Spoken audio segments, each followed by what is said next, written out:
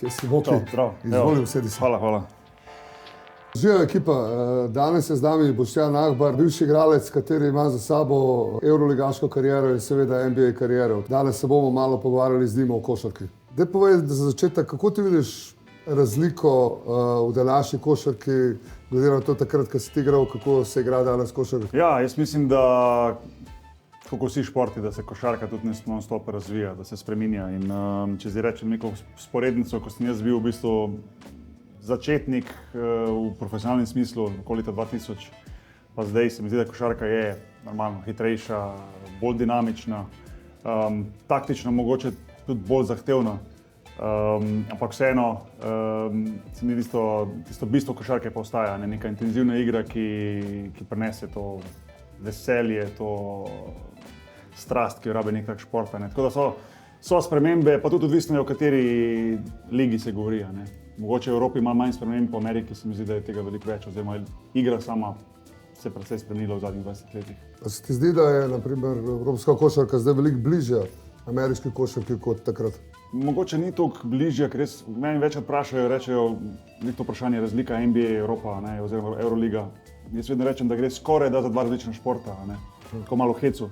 Zato, ker NBA liga oziroma igra v ligi NBA je vseeno hitrejša, bolj odprta, pravila kot so 3 sekunde v obrambi, predvsem to, recimo trojka je dlje, te stvari zelo spremenijo igro. Da ne govorimo o tem, da je seveda čez lužo pač največ talenta, normalno, se ga poberejo tudi iz Evrope in to je pač nek problem Evrope, ki potem ji ostane tisto, kar pač je najboljše vseeno na tem kontinentu. Tako da razlike sigurno so kar velike.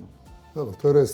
Vsi najboljši evropski igralci so danes v NBA-ju, Antetokounmpo in Jokić sta zadnjih 4 leta MVP-ja, seveda Klay Lukata, ne smemo pozabiti, to so, mislim, da 3 igralci, ki so med top 5 trenutno v NBA-ju. Ti si bil tudi super talent, kaj se ti zdi, da je zdaj mogoče lažje tem super talentom uspeti ali težje, kakšen boš ti feeling za to?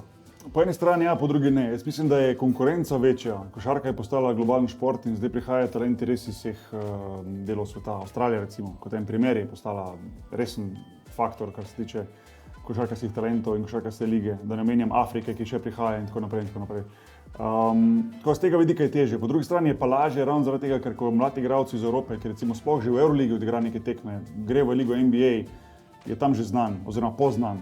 Jaz se spomnim mojih začetkov v ligi NBA, ki so bili zelo težki. Ne glede na to, da sem igral v Benettonu, da smo šli na Final Four Eurolige, bili italijanski prvaki v takrat najmočnejši evropski domači ligi v Italiji. In kot 15. pik prve runde jaz sem prišel v bistvu v Houston Rockets kot totalno nepoznano ime. Doben niti ni, razen tistih par trenerjev, sploh vedel, kako izgledam, kako igram, kdo sem. Tega je pa težje, ker štartaš čisto od nule. Nimaš tistih highlightov tega imena, ki ga pa zdaj danes z to povezanostjo sveta lahko preneseš v Ameriko. Ta pretok informacij danes v bistvu v eni sekundi se zve cel svet, ko delaš. Je pa res nekaj drugega, to, kar si rekel, mislim, da je pa nekako z Dirk Nowitzka se začelo mogoče malo drugače gledati na te evropske košarkarje. Predtem in Draža Petrović in Divac, rečemo, ko sta bila mogoče najbolj izpostavljena z Evrope, nekako se mi zdi, da niste v začetku sploh dobivala šanse. Z Dirkom Novickim se pa mi se zdi, da so začeli tudi Američani mogoče malo bolj drugače gledati evropske igralce.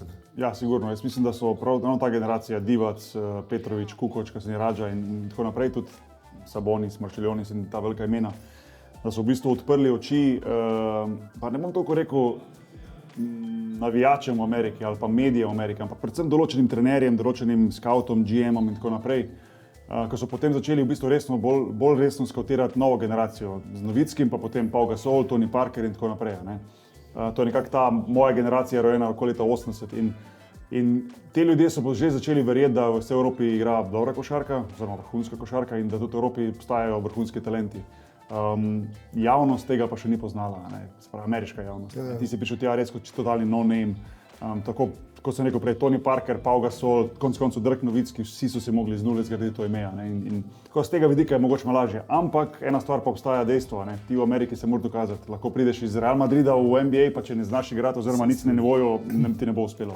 Se strinjam, nič ne bo podarjenega dejstvo. Za naslednjih 10-20 let, kaj pričakuješ, kakšni trendi bojo v košarki? Misliš, da bo šlo to še bolj fizični igri, hitrejši igri? Neki so v Ameriki govori, da bi uvedel še met za 4 točke. Kaj pričakuješ ti?